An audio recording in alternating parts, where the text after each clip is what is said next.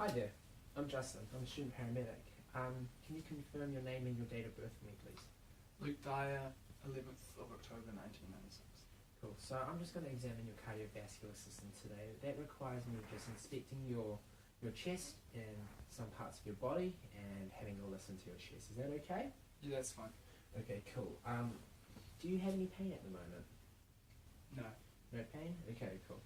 So if Luke had pain right now, I'd be questioning him to see if the pain was sharp, dull, if it radiated anywhere.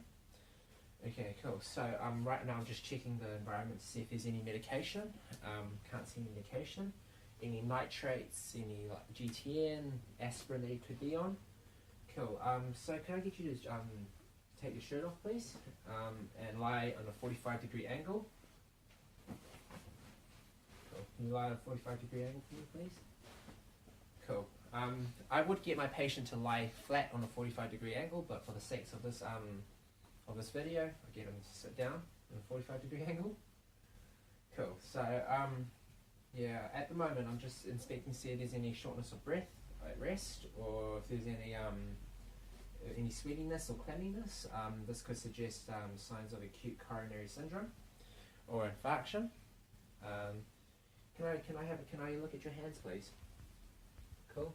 So I'm looking at his hands, noticing any tar stains. If he's a smoker, could increase the risk of cardiovascular disease. Could I get you facing your hands out with your hands facing down, please? Cool. So I'm just looking at, I'm just feeling his hands, seeing if they're warm or cold. As this could suggest, as cold peripheries could suggest poor cardiac output. Going to check his capillary refill. Cool. That's just over. That's just 1 second. If it was over 2 seconds, could suggest signs of poor cardiac output. Also, while inspecting his hands, I was looking for any nail clubbing. Again, this could suggest any signs of congenital cyanotic heart disease. Cool. Can I borrow your hands again, please? So now I'm just going to measure his radial pulse again. I'm just going to measure his radial pulse, noting the strength and regularity. Nice strong radial pulse. Can I borrow your other hand, please? So I'm just measuring the pulse on his other hand, noticing if they're beating at the same time. This is great. If they're not, then this could be this could suggest some aortic concoction. Cool. So Luke has nice equal radial pulses on both hands. So can I just measure your carotid pulse, please? Yep. So just measuring his carotid pulse there. Cool. If you're feeling it. Measuring the other carotid pulse there. Cool. Nice carotid pulses. Okay. Can I just get you to face your head? Turn your head that way, please. Yep. So I'm noticing to see if there's any jugular venous pressure there, any distension there. Increases in jugular venous distension could indicate signs of tension pneumothorax or cardiac tamponade. Can I just get you to do that again, please? Cool. So now I'm just going to pressing the tongue. Is that okay? Yep. So I'm just going to palpate the liver, see if there's any rise in jugular venous pressure. If there's a rise in jugular venous pressure, about 4 centimeters, this is a positive test for hepatojugular reflex. Cool. So now I'm just looking at your eyes. Can you just pull your eyes down for me? Looking for any pallor to see if there's any anemia. So no anemia for Luke. I'm just looking at his mouth to see if there's any blue perfused lips. Luke's lips are not blue and perfused, so if they were, this would suggest hypoxia. Cool. So now I'm just going to palpate for the apex feet. So 5th intercostal space in the clavicular line. 1, 2, 3, 4, 5. Oh, about there. Mid-clavicular, just feeling for a beat there. Cool, can you feel the apex beat there? Okay, cool. Can I just listen to your chest now, please? So using my stethoscope, I'm going to palpate for the aortic valve, the second intercostal space on the right sternal edge. So 1, 2, right sternal edge. Cool, so I'm hearing a pulse there. Oh, I'm hearing a heartbeat there. Okay, so now I'm going to listen for the pulmonary valve. This is the second intercostal space. 1, 2. on the left sternal edge. Okay, so there's a beat present there. So now I'm going to listen for the tricuspid valve, fifth intercostal space on the left sternal edge. So 1, 2, 3, 4, 5. Sorry, 1, 2, 3, 4, 5.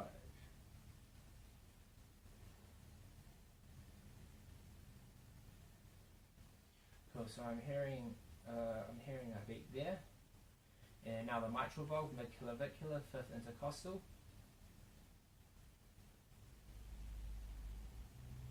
Cool. So now I'm just going to measure all the bells again. Listen for the bells again using the bell of the stethoscope. So the aortic valve again, second intercostal on the right sternal edge.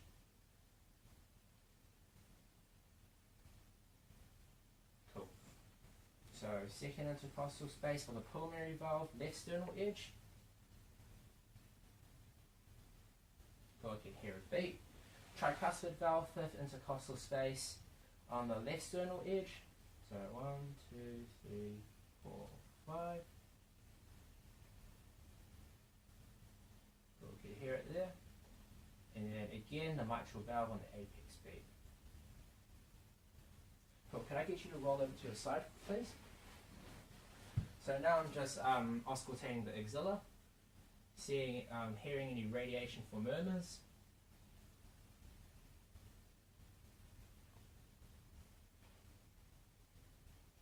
Cool. No beats there, so no murmur.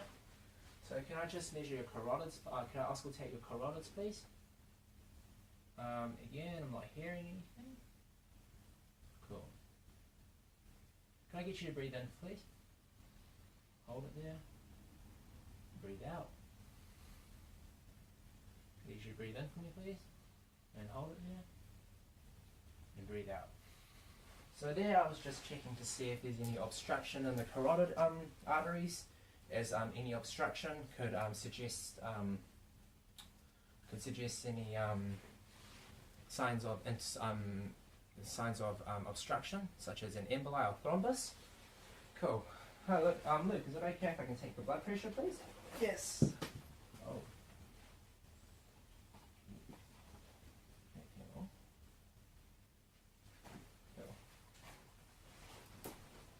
Thank you. So a normal blood pressure would be 120 over 80, plus or minus 10. Anything above that would be considered hypertensive, and signs of acute coronary syndrome or cardiovascular disease. And anything under would be considered hypotension. Could be compensatory mechanisms and shock. Cool, so now I'm just going to measure your blood pressure, please.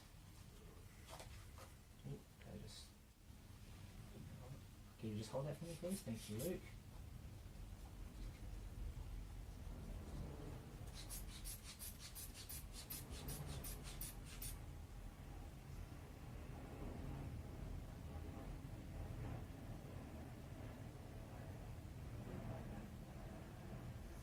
Cool, so Luke has a blood pressure of 110 over 80. This is well within the range. Also, once we have figured out the blood pressure of the patient, you can notice their pulse pressure. This is a difference within their diastolic and systolic. A widened pulse pressure would suggest increases in intracerebral pressure, or intracerebral pressure, increasing intracranial pressure, which could lead to a stroke. A narrow pulse pressure could indicate aortic stenosis. And can I just get you to lie down flat for me, please? Sorry, on the stomach. So now I'm just auscultating the lung bases to measure for any crackles, as this could suggest congestive heart failure of the right side. You breathe in for me, please. Breathe in. Breathe out. Breathe in. Breathe out. Cool. Cool, I'm hearing clear air entry. So now I'm just going to palpate the sacrum area to see if there's any edema. As this again could suggest right-sided heart failure. Cool. Can I get you just to lie down for me, please? Now I'm just going to observe the feet, see if there's any edema. Palpate to see if there's any edema on the ankles. Any pedal edema. Cool. No edema. Okay, that concludes our cardiovascular assessment. Thank you, Luke. You can put your shirt back on. Yes. Also in a cardiovascular assessment, I would also include a 12-lead ECG. After conducting a cardiovascular examination, the level of compromise will determine the patient's status. Decompensatory mechanisms of shock include severe hypotension without fluid resuscitations, also dysrhythmias like ST elevation myocardial infarction, ventricular tachycardia, or any other dysrhythmias that indicate severe cardiovascular compromise are under status 1. Cold peripheries with poor perfusion, clammy and sweatiness with shortness of breath are also considered status 1 patients. Status 2 patients are considered people that have mild cardiovascular compromise, such as moderate shock with fluid resuscitation, dysrhythmias that can cause moderate cardiovascular compromise, myocardial ischemia with the symptoms have not being subsided with the use of GTN or nitrates, and status 3 dysrhythmias that can cause mild cardiovascular compromise and myocardial ischemia with the symptoms being relieved by GTN or nitrates.